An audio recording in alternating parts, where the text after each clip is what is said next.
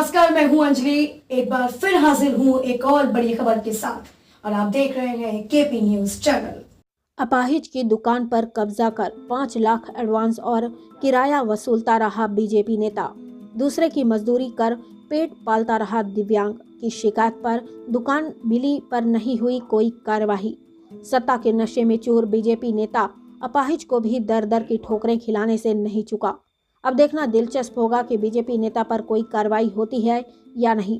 गरीब लाचार को न्याय मिलता है या उसकी गुहार यूं ही दम तोड़ती नजर आएगी।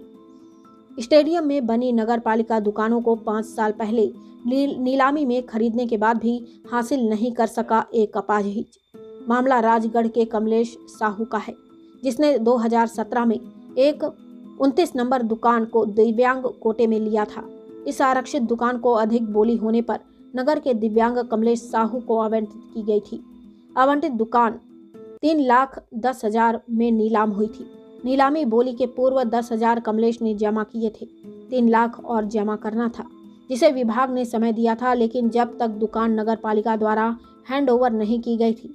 मगर शिकायतकर्ता के अनुसार नगर के कुछ दबंग भाजपा नेताओं द्वारा अवैधानिक तरीके से उक्त दुकान का ताला तोड़कर कब्जा कर लिया जाकर किराए पर दे दिया गया।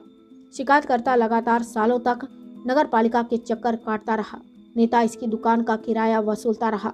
मामले में भाजपा के जिला कार्यालय मंत्री विनोद साहू का नाम सामने आ रहा है, लेकिन नगर पालिका अधिकारी इस अवैध कब्जे के मामले में पुलिस कार्यवाही से बचते हुए खुद को भी बचा रहे हैं। एडीएम ने जांच के बाद कार्यवाही की बात कही है।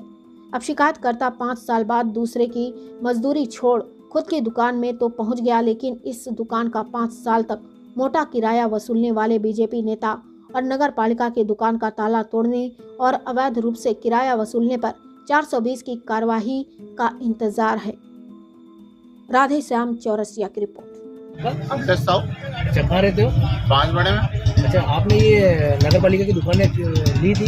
हाँ, स्टेडियम में ली थी। तो आपने शिकायत की, क्या मामला है? शिकायत की थी मैंने, तो मालूम पड़ा कि वो दुकान भाजपा नेता विनोद साहू ने किसी स्टाम्प विक्रेता को दे रखी थी और 5 लाख रुपए में बेची गई थी, जिसका हर महीना वो किराया वसूल करता था।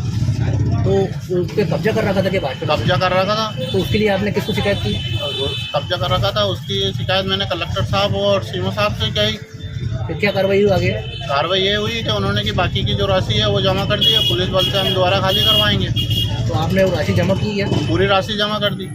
पालिका द्वारा स्टेडियम में विकलांग कोटे की दुकान थी, जिस पर कुछ लोगों ने कब्जा कर रखा था।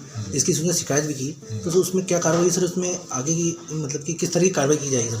एक्चुअली में ये तथ्य संज्ञान में आया था कि वो विकलांग को दिया जाना था और उसमें कुछ अनियमितता हुई थी, परंतु कालांतर में वो विकलांग को प्रदाय कर दी गई के संज्ञान में है। लेकिन उसके पीछे कुछ अवांछित तत्व शामिल थे और कैसे उनकी भूमिका रही, क्या अनियमितता करने का प्रयास किया गया, ये सीमों से पता करवा लेते हैं। यदि किसी भी व्यक्ति विशेष के द्वारा या समूह के द्वारा यदि कोई नियम विरुद्ध कार्रवाई करने का प्रयास किया गया हो या की गई हो, उनके खिलाफ कार्रवाई की जाए। क्या सर उनके द्वारा मतलब दोषी पाए जाते हैं जो सामने ले, तो उन पर क्या FIR होगी सर? देखिए, FIR तभी होती है जब कोई तथ्य कॉग्निजेबल ऑफेंस की श्रेणी में आता है। यदि कोई तथ्य कॉग्निजेबल ऑफेंस की श्रेणी में नहीं आता है तो FIR नहीं होती है। उसमें फिर अनुशासनात्मक कार्रवाई होती है, जिसको हम डिपार्टमेंटल इंक्वायरी बोलते हैं, वो होती है। अब वो प्रकरण में जांच के उपरांत ही उद्घाटित होगा कि whether that was cognizable offence और that was merely an act of departmental inquiry.